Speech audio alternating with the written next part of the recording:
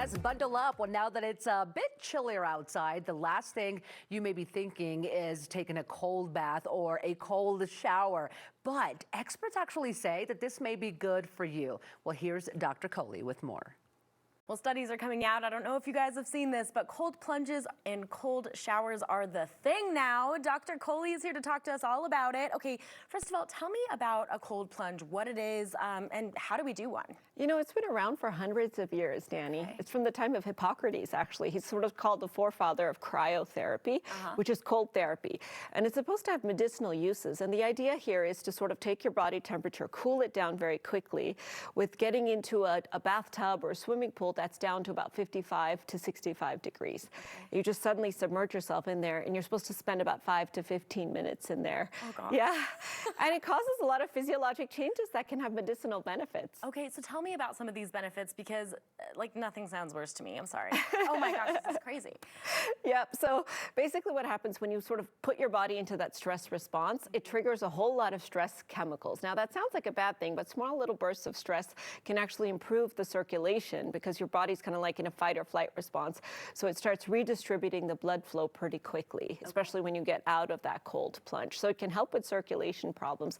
It can also help with inflammation because when you have more blood flow, you're actually kind of washing out all those evil humors, like the pain-causing chemicals and things like that. So it's actually rinsing away all the bad inflammatory things that are there and helping to reduce inflammation. It can help with muscle soreness as well. And then when you do this, it can affect the way that your brain also gets blood flow. So you can release sort of neurotransmitters that help you with mood. So you can feel a little bit better. It's called a euphoria. After you do kind of that cold plunge, you feel a little bit of a high. Wow. Okay, interesting. So you said between 5 to 15 minutes. This is something to me, again, that sounds awful, but I have to say I did do this for about a month. I took a 5-minute cold shower. I have to ask, is it better if you go longer? Like if I would have done 15 minutes, would it have been better for me? No, in fact, you actually want to be careful because you don't want to go from nothing to like 20 or 30 minutes all at once because you can actually cause damage at that point because your body's not used to it. That stress response can be maladaptive if it goes too long.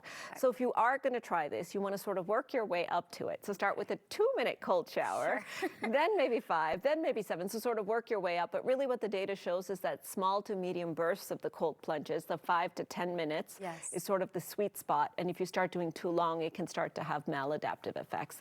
And then don't go super cold right away. So that's the other piece of kind of working your way up to it. Don't jump into an ice water bath if you've not used to it. You really want to start with maybe a little bit cool and then a little cooler and then kind of work your way down to that 55 degrees. Okay, so what about kind of the reverse of that? I've just done a cold plunge or taken a cold shower and I am freezing, so I want to get in the warm water. Is it bad if we go from cold to hot immediately? I would say so. Yeah. Because you're, again, not only are you shocking your system, you're confusing your circulation, right? Because when your body's cold, your internal temperature drops, the blood vessels on the skin constrict because it wants to redirect the blood flow internally. And now all of a sudden, you've got all this heat on you and you warmed up your body temperature so quickly. And so you can cause problems with cell function, you can cause problems with proteins, you can cause problems with the circulation, your blood pressure, you can feel faint or dizzy. So you just want to be careful about shocking your body right back into that hot water. That makes sense. It also kind of hurts a little bit, that I have to say. Okay, so who should not be doing this? Are there people out there that this could be risky for? Yes, and that's a really important lesson here. So before you start any kind of program like this, make sure you talk to your doctor, make sure it's okay. Certain medications can affect your body's ability to regulate temperature. So you don't want to do that if you're on certain medicines.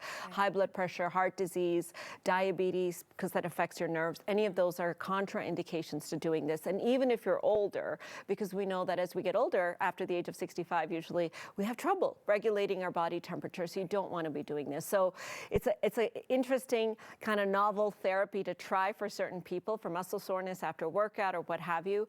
But it can have its risks, so you want to be very careful. Okay, I like this idea though, you know, kind of shocking the body and making us maybe kind of get a little bit better when it comes to our circulation as well. You can't go wrong. Dr. Kohli, thank you.